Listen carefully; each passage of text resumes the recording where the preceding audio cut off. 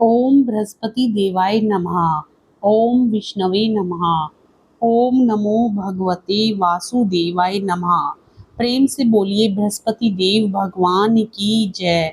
मित्रों, आज बृहस्पतिवार का दिन है और आज के दिन आप सभी सुनेंगे बृहस्पतिवार व्रत की संपूर्ण कथा। भारतवर्ष में एक प्रतापी और दानी राजा राज्य करता था। वह नित्य गरीबों और ब्राह्मणों की सहायता करता था। यह बात उसकी रानी को अच्छी नहीं लगती थी। वह ना ही गरीबों को दान देती, ना ही भगवान का पूजन करती थी और राजा को भी दान देने से मना किया करती थी। एक दिन राजा शिकार खेलने वन को गए हुए थे तो रानी महल में अकेली थी। उसी समय बृहस्पति देव साधु वेश में राजा के महल में भिक्षा के लिए गए और भिक्षा मांगी। रानी ने भिक्षा देने से इनकार किया और कहा, हे साधु महाराज, मैं तो दान पुण्य से तंग आ गई हूँ। मेरा पति सारा धन लुटाते रहते हैं। मेरी इच्छा है कि हमारा धन नष्ट हो जाए, फिर ना रहेगा बांस ना बजेगी बांसुरी। साधु ने कहा, देवी तुम तो बड़ी विचित्र हो। धन संतान तो सभी चाहते हैं, पुत्र और लक्ष्मी तो पापी के घर भी होने चाहिए। यदि तुम्हारे पास अधिक धन है तो भूखों को भोजन दो, प्यासों के लिए प्याऊ बनवाओ, मुसाफिरों के लिए धर्मशालाएं खुलवाओ। जो निर्धन अपनी कुंवारी कन्याओं का विवाह नहीं कर सकते, उनका विवाह करा दो। ऐसे और कई काम हैं जिनके करने से तुम्हारा यश लोक परलोक में फैलेगा। परंतु रानी पर उपदेश का कोई प्रभाव न पड़ा। वह बोली, महाराज आप मुझे कुछ न समझाएं। मैं ऐसा धन नहीं चाहती जो हर जगह बांटती फिरूं। साधु ने उत्तर दिया, यदि तुम्हारी ऐसी इच्छा है तो तथास्तु। तुम ऐसा करना कि बृहस्पतिवार को घर लीपकर पीली मिट्टी से अपना सिर धोकर स्नान करना, भट्टी चढ़ाकर कपड़े धोना। ऐसा करने से आपका सारा धन नष्ट हो जाएगा। इतना कहकर वह साधु महाराज वहां से आलोप हो गए। साधु के अनुसार कई बातों को पूरा करते हुए रानी को केवल 3 बृहस्पतिवार ही बीते थे कि उसकी समस्त धन संपत्ति नष्ट हो गई। भोजन के लिए राजा का परिवार तरसने लगा। तब एक दिन राजा ने रानी से बोला कि हे रानी, तुम यहीं रहो, मैं दूसरे देश को जाता हूँ क्योंकि यहाँ पर सभी लोग मुझे जानते हैं, इसलिए मैं कोई छोटा कार्य नहीं कर सकता। ऐसा कहकर राजा परदेश चला गया। वहां वह जंगल से लकड़ी काट कर लाता और शहर में बेचता। इस तरह वह अपना जीवन व्यतीत करने लगा। इधर राजा के परदेश जाते ही रानी और दासी दुखी रहने लगी। एक बार जब रानी और दासी को 7 दिन तक बिना भोजन के रहना पड़ा तो रानी ने अपनी दासी से कहा, हे दासी, पास ही के नगर में मेरी बहन रहती है। वह बड़ी धनवान है, तो उसके पास जा और कुछ ले आ ताकि थोड़ी बहुत गुजर बसर हो जाए। दासी रानी की बहन के पास गई। उस दिन गुरुवार था और रानी की बहन उस समय बृहस्पतिवार व्रत की कथा सुन रही थी। दासी ने रानी की बहन को अपनी रानी का संदेश दिया, लेकिन रानी की बड़ी बहन ने कोई उत्तर नहीं दिया। जब दासी को रानी की बहन से कोई उत्तर नहीं मिला तो वह बहुत दुखी हुई और क्रोध भी आया। दासी ने वापस आकर रानी को सारी बात बता दी। सुनकर रानी ने अपने भाग्य को कोसा। उधर रानी की बहन ने सोचा कि मेरी बहन की दासी आई थी, परंतु मैं उससे नहीं बोली, इससे वह बहुत दुखी हुई होगी। कथा सुनकर और पूजन समाप्त करके वह अपनी बहन के घर आई और कहने लगी, हे बहन, मैं बृहस्पतिवार का व्रत कर रही थी। तुम्हारी दासी मेरे घर आई थी, परंतु जब तक कथा होती है तब तक ना तो उठते हैं और ना ही बोलते हैं, इसलिए मैं नहीं बोली। कहो दासी क्यों गई थी? रानी बोली, बहन तुमसे क्या छिपाऊं, हमारे घर में खाने तक को अनाज नहीं था। ऐसा कहते कहते रानी की आंखें भर आई। उसने दासी समेत पिछले 7 दिनों से भूखे रहने तक की बात अपनी बहन को विस्तार पूर्वक सुना दी। रानी की बहन बोली, देखो बहन, भगवान बृहस्पति देव सबकी मनोकामना को पूर्ण करते हैं। देखो, शायद तुम्हारे घर में अनाज रखा हो। पहले तो रानी को विश्वास नहीं हुआ, पर बहन के आग्रह करने पर उसने अपनी दासी को अंदर भेजा तो उसे सचमुच अनाज से भरा एक घड़ा मिल गया। यह देखकर दासी को बड़ी हैरानी हुई।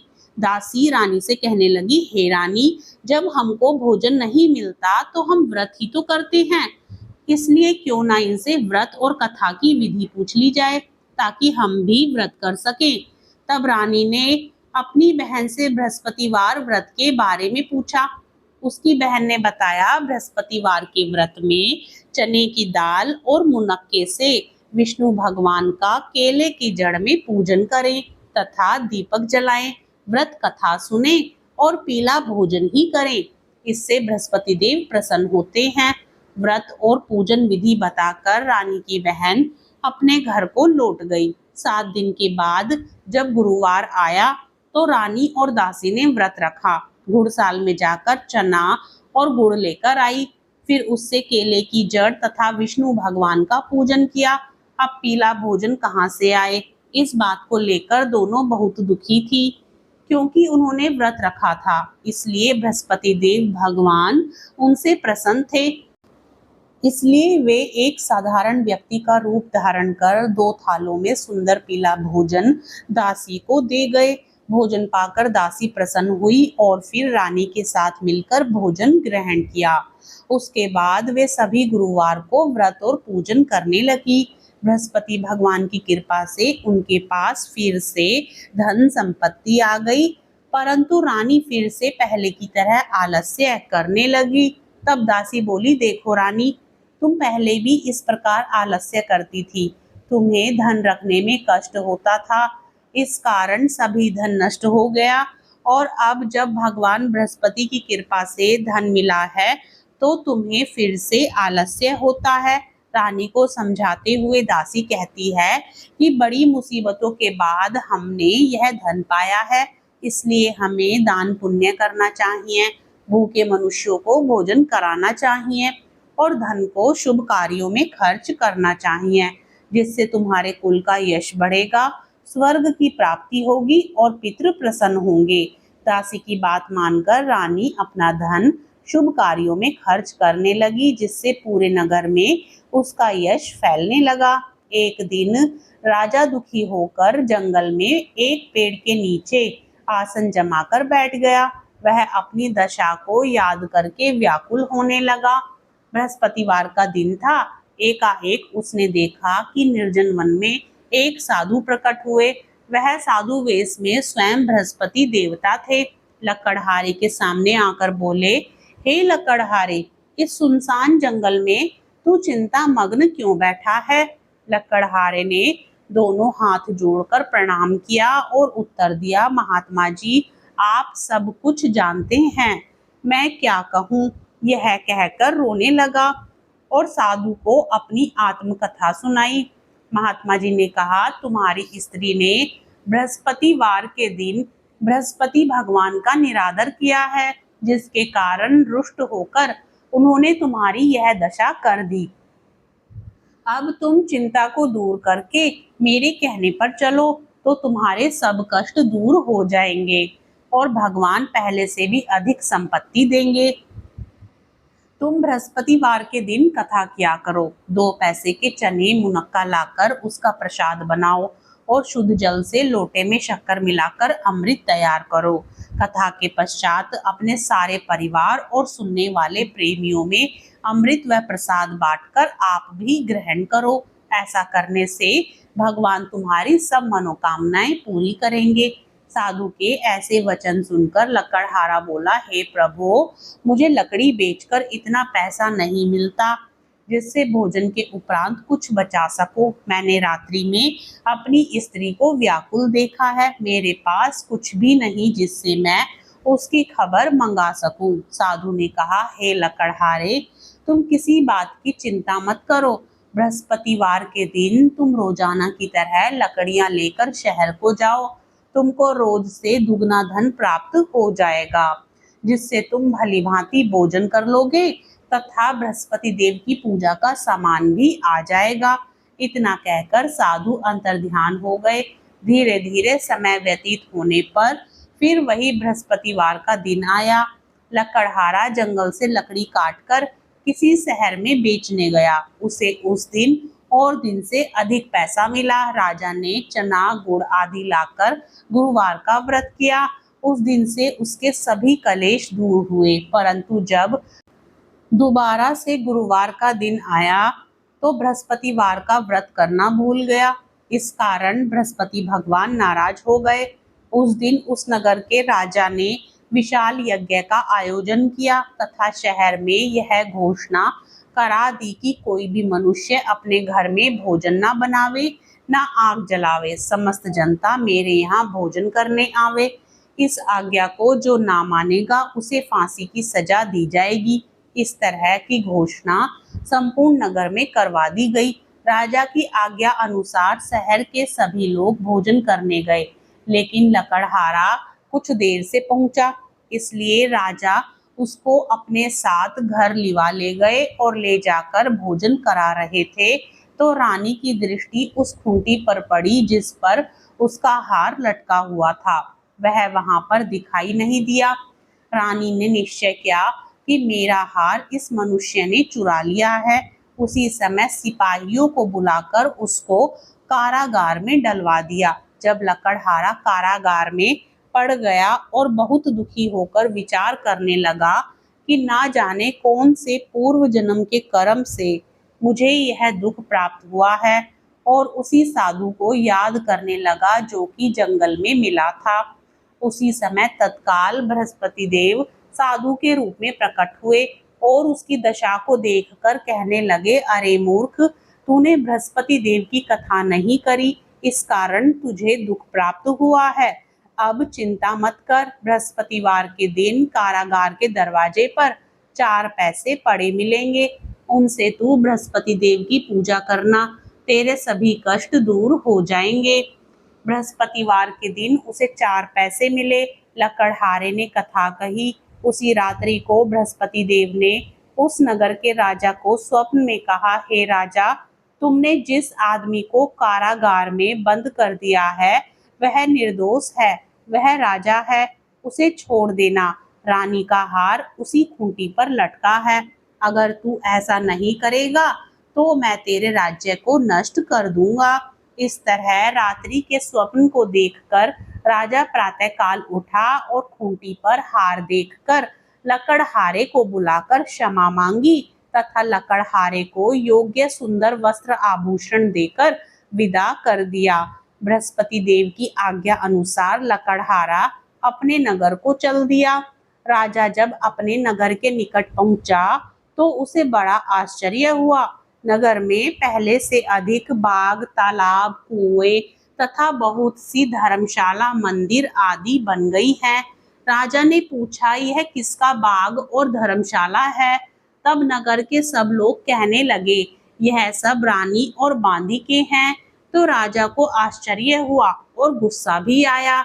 जब रानी ने यह खबर सुनी कि राजा आ रहे हैं तो उन्होंने बांदी से कहा कि हे दासी, देख, राजा हमको कितनी बुरी हालत में छोड़ गए थे। हमारी ऐसी हालत देखकर वह लौट न जाए, इसलिए तू दरवाजे पर खड़ी हो जा। आज्ञा अनुसार दासी दरवाजे पर खड़ी हो गई। राजा आए तो उन्हें अपने साथ लिवा लाई। तब राजा ने क्रोध करके अपनी रानी से पूछा कि यह धन तुम्हें कैसे प्राप्त हुआ है? तब उन्होंने कहा, हमें यह सब धन बृहस्पति देव के इस व्रत के प्रभाव से प्राप्त हुआ है। राजा ने निश्चय किया कि 7 रोज बाद तो सभी बृहस्पति देव का पूजन करते हैं, परंतु मैं प्रतिदिन दिन में 3 बार कहानी तथा रोज व्रत किया करूंगा। अब हर समय राजा के दुपट्टे में चने की दाल बंधी रहती तथा दिन में 3 बार कहानी कहता। एक रोज राजा ने विचार किया कि चलो अपनी बहन के यहाँ हो आवे। इस तरह निश्चय कर राजा घोड़े पर सवार हो अपनी बहन के यहाँ को चलने लगा। मार्ग में उसने देखा कि कुछ आदमी एक मुर्दे को लिए जा रहे हैं। उन्हें रोककर राजा कहने लगा, अरे भाइयों, मेरी बृहस्पति देव की कथा सुन लो। वे बोले, लो, हमारा तो आदमी मर गया है, इसको अपनी कथा की पड़ी है। परंतु कुछ आदमी बोले, अच्छा कहो, हम तुम्हारी कथा भी सुनेंगे। राजा ने दाल निकाली और जब कथा आधी हुई थी कि मुर्दा हिलने लग गया, और जब कथा समाप्त हो गई तो राम राम करके मनुष्य उठकर खड़ा हो गया। आगे मार्ग में उसे एक किसान खेत में हल चलाता मिला। राजा ने उसे देख और उससे बोले, अरे भैया, तुम मेरी बृहस्पतिवार की कथा सुन लो। किसान बोला, जब तक मैं तेरी कथा सुनूंगा तब तक 4 हरैया जोत लूंगा। जा अपनी कथा किसी और को सुनाना। इस तरह राजा आगे चलने लगा। राजा के हटते ही बैल पछाड़ खाकर गिर गए तथा किसान के पेट में बड़ी जोर का दर्द होने लगा। उस समय उसकी माँ रोटी लेकर आई। उसने जब यह देखा तो अपने पुत्र से सब हाल पूछा और बेटे ने सभी हाल कह दिया। तो बुढ़िया दौड़ी दौड़ी उस घुड़सवार के पास गई और उससे बोली कि मैं तेरी कथा सुनूंगी, तू अपनी कथा मेरे खेत पर चलकर ही कहना। राजा ने बुढ़िया के खेत पर जाकर कथा कही, जिसके सुनते ही वह बैल उठ खड़े हुए तथा किसान के पेट का दर्द भी बंद हो गया। राजा अपनी बहन के घर पहुंचा। बहन ने भाई की खूब मेहमानी की। दूसरे रोज प्रातःकाल राजा जगा तो वह देखने लगा कि सब लोग भोजन कर रहे हैं। राजा ने अपनी बहन से कहा, ऐसा कोई मनुष्य है जिसने भोजन नहीं किया हो, मेरी बृहस्पतिवार की कथा सुन ले। बहन बोली, हे भैया, यह देश ऐसा ही है कि पहले यहाँ लोग भोजन करते हैं, बाद में अन्य काम करते हैं। अगर कोई पड़ोस में हो तो देख आऊं।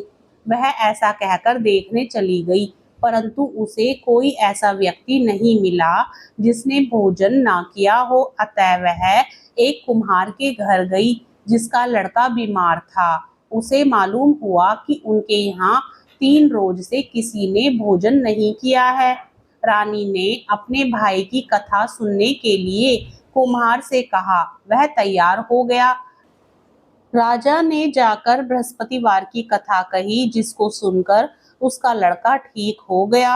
अब तो राजा की प्रशंसा होने लगी।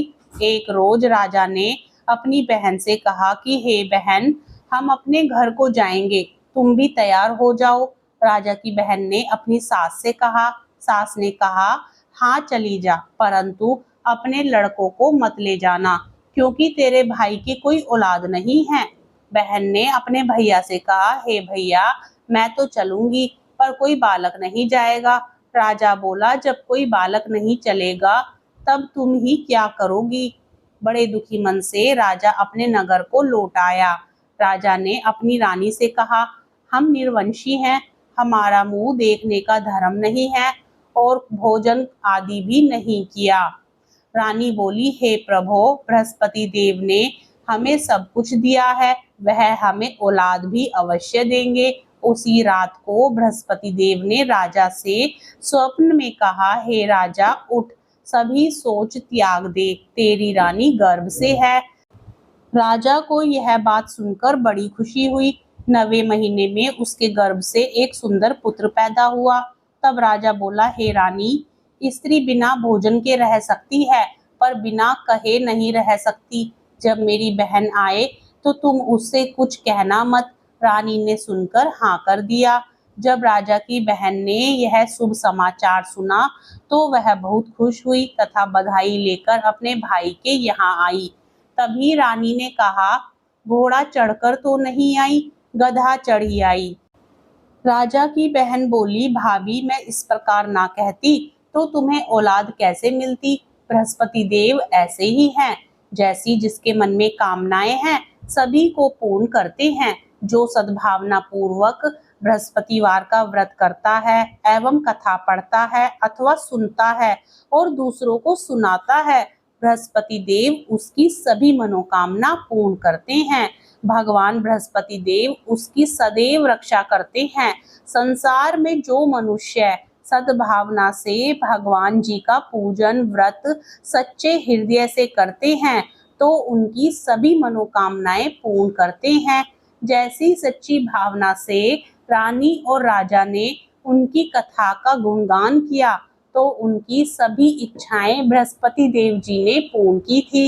इसलिए पूर्ण कथा सुनने के बाद प्रसाद लेकर जाना चाहिए।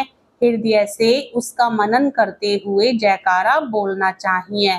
प्रेम से बोलिए बृहस्पति देव भगवान की जय।